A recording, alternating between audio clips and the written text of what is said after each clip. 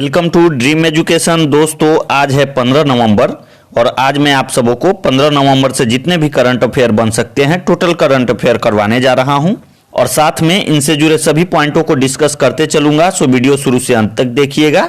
और हाँ दोस्तों, वीडियो का पीडीएफ आप लोगों को नीचे डिस्क्रिप्शन में मिल जाएगा, आप वहां से जाके इसको डाउनलोड कर सकते हैं। यदि वीडियो पसंद आए, वीडियो का कंटेंट अच्छा लगे तो वीडियो को लाइक, शेयर और सब्सक्राइब करिएगा। चलिए चलते हैं आज के पहले प्रश्न की ओर। देखते हैं पहला प्रश्न कौन सा है। आईआरसीटीसी कब से भारत दर्शन यात्रा का शुभारंभ करने का घोषणा किया है? तो इसका सही उत्तर हो जाएगा ऑप्शन बी 12 दिसंबर। अब बात कर लेते हैं इससे जुड़े कुछ पॉइंट की। Indian railway catering and tourism corporation ने 12 दिसंबर से भारत दर्शन यानी दक्षिण भारत यात्रा शुरू करने जा रहा है। बात करें नेक्स्ट पॉइंट की, तो इस यात्रा का विषय सो इंडिया टू इंडियंस है। इसका मतलब भारतीयों को भारत का दर्शन करवाना है, तो आप इसके विषय को जरूर याद रखिएगा। बात करें अगले पॉइंट की, तो इस ट्रेन में 12 स्लीपर कोच, 3 टियर एसी और एक पेंट्री कार होगा, तो आप इसको ध्यान रखिएगा। बात करें नेक्स्ट पॉइंट की, तो आईआरसीटीसी को 27 दिसंबर 1999 को निगमित किया गया था। वर्तमान में रेल मंत्री पीयूष गोयल हैं और अध्यक्ष बीके यादव हैं, तो आप इन तमाम बातों को ध्यान रखिएगा। चलिए चलते हैं नेक्स्ट क्वेश्चन की ओर। हाल में आंग सान सू की नेतृत्व वाली पार्टी ने किस देश का चुनाव प्रचंड बहुमत से जीता है? तो इसका सही उत्तर हो जाएगा ऑप्शन ए म्यांमार। अब बात कर लेते हैं इससे जुड़े कुछ अगले पॉइंट की। दोस्तों, नोबेल पुरस्कार विजेता आंग सान सू की पार्टी ने 400 सीटों को जीता, जबकि विपक्षी 21 सीट ही जीत पाए। बात करें नेक्स्ट पॉइंट की, तो आंग सान सू की party national league of democracy है। दोस्तों, म्यांमार में देश का सर्वेसर्वा राष्ट्रपति ही होता है और इसका चुनाव संसदों द्वारा किया जाता है, तो आप इसको ध्यान रखिएगा। म्यांमार के राष्ट्रपति बीन मिथ हैं, राजधानी नौपीदाह है और म्यांमार की मुद्रा क्यात है, तो आप इन तमाम बातों को ध्यान रखिएगा। और यदि आपको वीडियो पसंद आ रहा हो, वीडियो का कंटेंट अच्छा लग रहा हो, तो चैनल को सब्सक्राइब करके आप हमारे चैनल का मेंबर बन सकते हैं, ताकि डेली और वीकली करंट अफेयर रोज सुबह में 7 बजे आपको मिलता रहे। चलिए चलते हैं नेक्स्ट क्वेश्चन की ओर। प्रत्येक वर्ष वर्ल्ड डायबिटीज डे किस दिन को मनाया जाता है? तो इसका सही उत्तर हो जाएगा ऑप्शन बी 14 नवंबर। दोस्तों, 14 नवंबर को दुनिया भर में विश्व मधुमेह दिवस मनाया जाता है।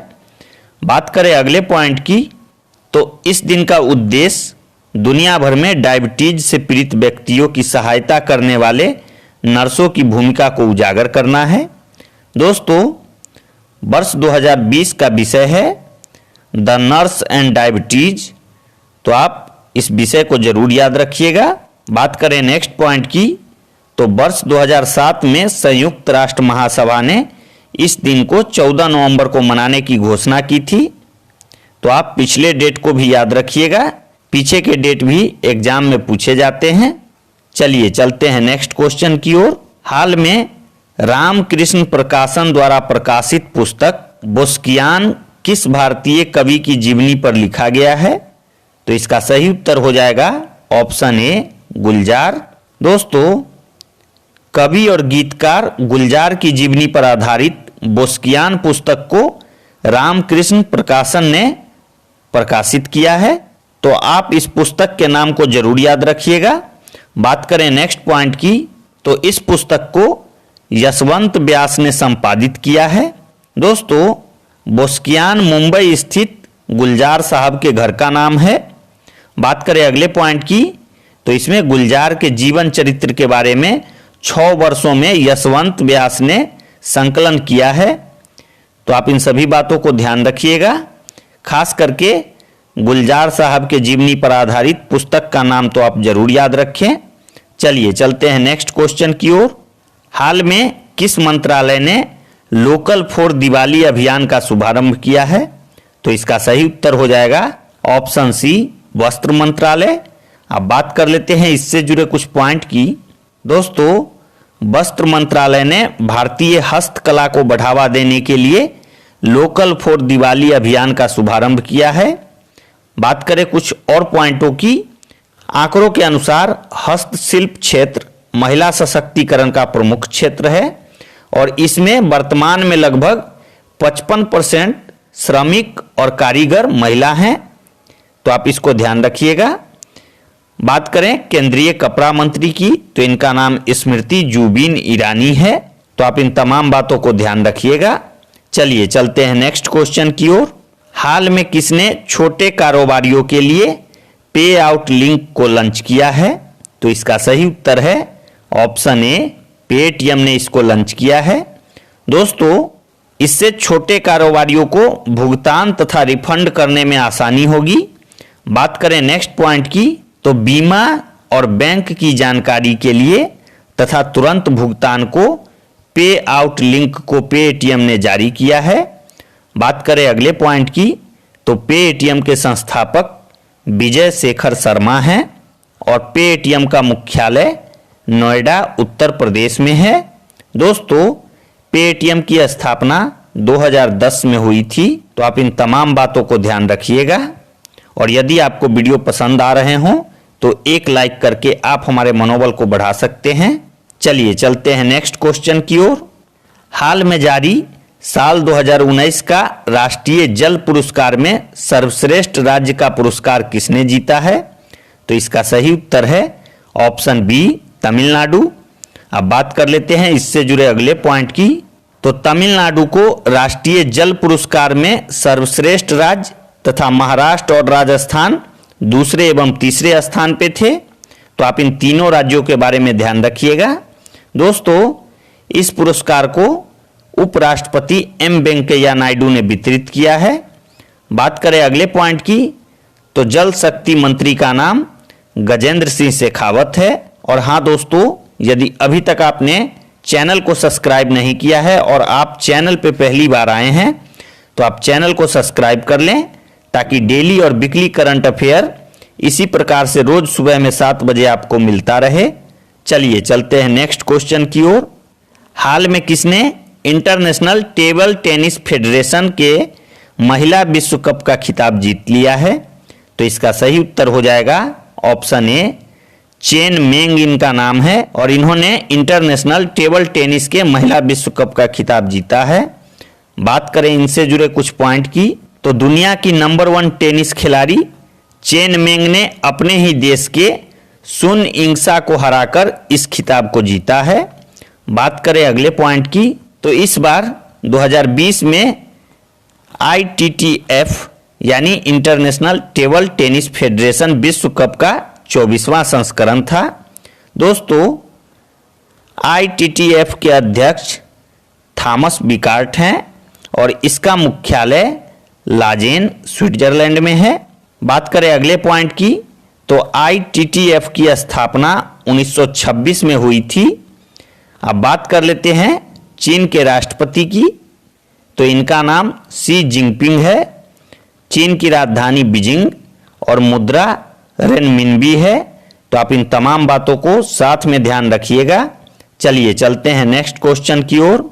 हाल में किसने लघु और मध्यम आकार उद्यमों के लिए स्मार्ट हब मर्चेंट सॉल्यूशन 3.0 को लॉन्च किया है? तो इसका सही उत्तर हो जाएगा ऑप्शन बी, HDFC बैंक ने।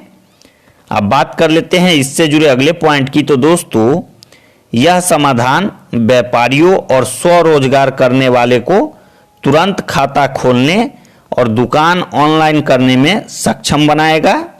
बात करें अगले पॉइंट की, तो इसे मार्केटिंग और डिजिटल बैंकिंग पराग राव ने PR रामचंद्रन वीजा ग्रुप के कंट्री मैनेजर भारत और दक्षिण एशिया के साथ मिलकर लॉन्च किया है।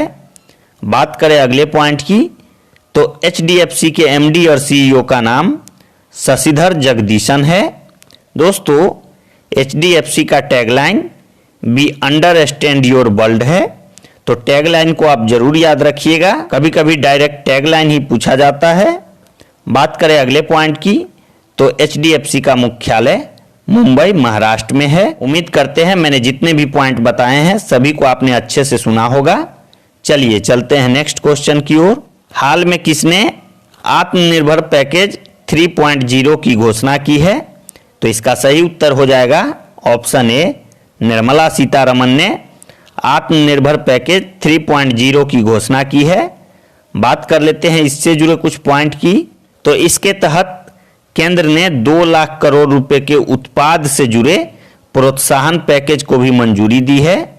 बात करें नेक्स्ट पॉइंट की, तो सब्सिडी वाले उर्वरकों के लिए कृषि को 65,000 करोड़ रुपए का समर्थन दिया गया है। प्रधानमंत्री आवास योजना शहरों के लिए 18,000 करोड़ रुपए का अतिरिक्त परिव्यय भी किया गया है। भारत के वित्त मंत्री का नाम निर्मला सीतारमण है। और आप सबों को मैं बता दूं कि ये सभी राशि कोविड-19 से देश को उबारने के लिए दिया गया है, तो आप इसको ध्यान रखिएगा। अब बारी है आज के प्रश्न की, तो चलिए देखते हैं आज हमने आप सबों के लिए किस प्रश्न को रखा है। आज का प्रश्न है दोस्तों, हाल में दुनिया का कौन सा देश 6G एक्सपेरिमेंटल उपग्रह को अंतरिक्ष में भेजा है? 4 ऑप्शन आपके सामने हैं, इनमें से कोई एक सही है। इसका उत्तर आप हमें कमेंट बॉक्स में बता सकते हैं। तो दोस्तों कैसा लगा आज का यह वीडियो कमेंट में ज़रूर बताएं। आज के लिए इतना ही। Thanks for watching.